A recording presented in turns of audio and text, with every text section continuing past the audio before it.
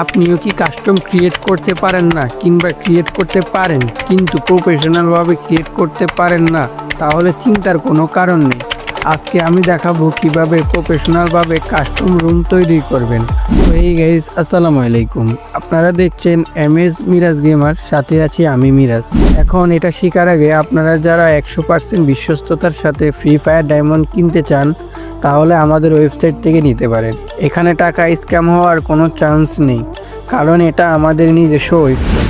প্রফেশনালভাবে custom room তৈরি করার জন্য প্রথমে ম্যাপের এখানে ক্লিক করবেন, এরপর কাস্টমে ক্লিক করবেন। এখন তৈরি করুন এখানে ক্লিক করবেন।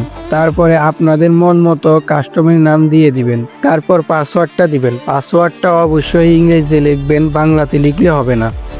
তারপর আপনারা সোলোতে খেলবেন নাকি ডুতে খেলবেন নাকি স্কোয়াডে খেলবেন এটা সিলেক্ট করবেন। তারপরে গেম ক্লিক করবেন। এখন কয় রাউন্ড খেলতে চান ওইটা সিলেক্ট করবেন।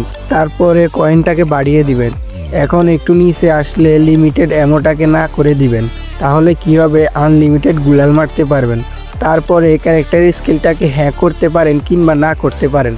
তারপরে গান অ্যাক্টিভিউটটাকে চাইলে হ্যাঁ কিংবা না করতে পারেন। এরপরে সাইডে হেডশট, এটাকে যদি হ্যাঁ দেন তাহলে কি হবে, শুধু হেডশট লাগবে, বডি শট লাগলে কোনো ড্যামেজ দিবে না। আশা করি বিষয়টা বুঝতে পারছেন।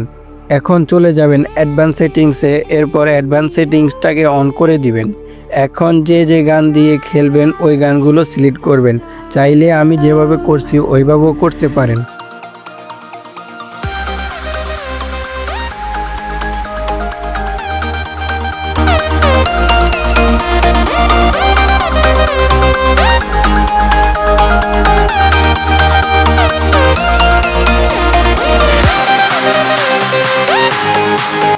এখন ইকোনমি সেটিংসে যাবেন।